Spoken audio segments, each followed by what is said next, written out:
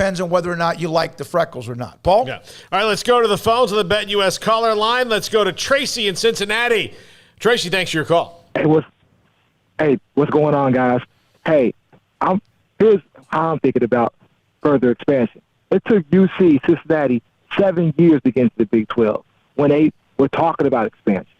I'm thinking that's going to be about the same time frame that you're going to see further expansion. At this moment in time in the Big 12, for me, it's about money, right? You don't want to spread out your revenue to teams that ain't bringing nothing like almost immediately. I don't necessarily think Boise and Memphis bring anything immediately to the conference. And so if we were going to expand even further, let's say they wanted to expand, the only thing I see value in is maybe if you do take Memphis because of FedEx, you take all the service academies, because then you'll have a travel partner for BYU at Air Force, which is out in Colorado, which is closer. But as of right now, I just don't see expansion going on any further unless maybe the Big Ten expands, maybe they swap and get Iowa State and Kansas, and then maybe add 2 more teams.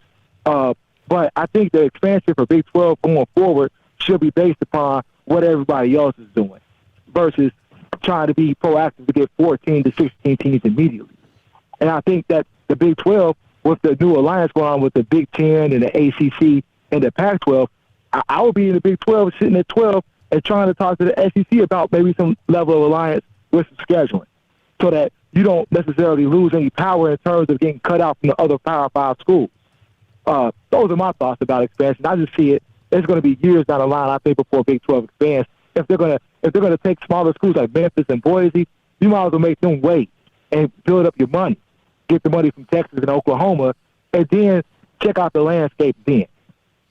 Tracy, thanks for your call. Tracy, appreciate it, buddy. I think waiting might be a matter of perspective. You know, a matter of what's waiting to the Big 12 is what waiting is. Waiting 4 years, is waiting 3 years, is waiting 8 years.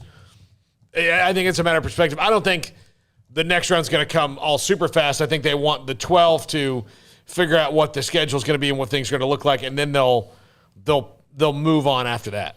Yeah, I mean, I think in no way I think you indicated that this is going to be something that happens relatively soon. I think, the understanding is that it's just playing out, and there's not a strict timeline on, like, they're going to announce 4 new schools by the end of the year. No. Like, nothing along those lines. They're exploring at the moment and looking at possibilities, right? And that's basically all they're doing to be proactive and to be on the offensive rather than the defensive, where all of a sudden next summer, right as media days are hitting, all of a sudden after media days are over, there's a big announcement like so-and-so's joining this conference, and the Big 12's like on their back heels again.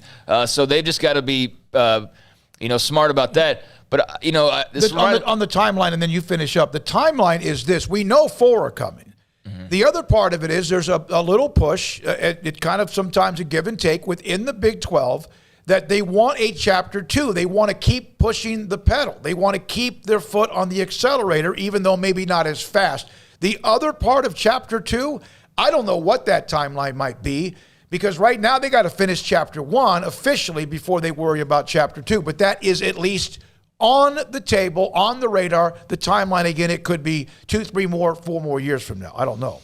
Yeah, and, we don't know what's going to happen everywhere else as well. So, to your point, Tracy, I mean, I think that patience is a virtue here, but being proactive is also, a virtue as well. And, given how inactive they were for a long time, I like that they're kind of keeping the foot on the throttle and at least, still moving forward at a high rate of speed and saying, look, we got momentum right now. How about we continue that momentum and gain more? But I understand your perspective on just the level of schools, and I'm curious too, like, where's the money coming from here? If they're adding all these schools, where's the payout, and why is it not dwindling? Why is it going up, in the opinion of the people making these decisions? Because on paper, to me, just being a novice about all this, my fear was that the Big 12 just started adding too many teams, and that thins out the payouts. Yep. So I don't know how you're adding these 4 schools, and then you're saying, and we can add even more and still be satisfied with the money. That's the part that I haven't heard just yet, although I know you've explained that TV deals and what they're hearing from networks potentially and things like that,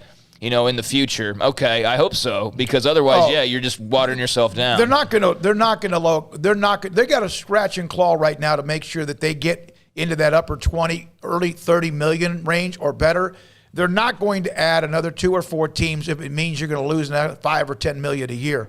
They have to figure out and they have to have traction and then some evidence that that's the right thing to do based on footprints and much more as well. There was and a secondary type of revenue. Yeah, there was a tweet I got or a DM I got last week, and I'm not sure who it was from, and maybe it's somebody that's called, I don't know, but they were advocating for Boise State because there was a talk about the second wave to stay pat and just wait for a Pac-12 offer.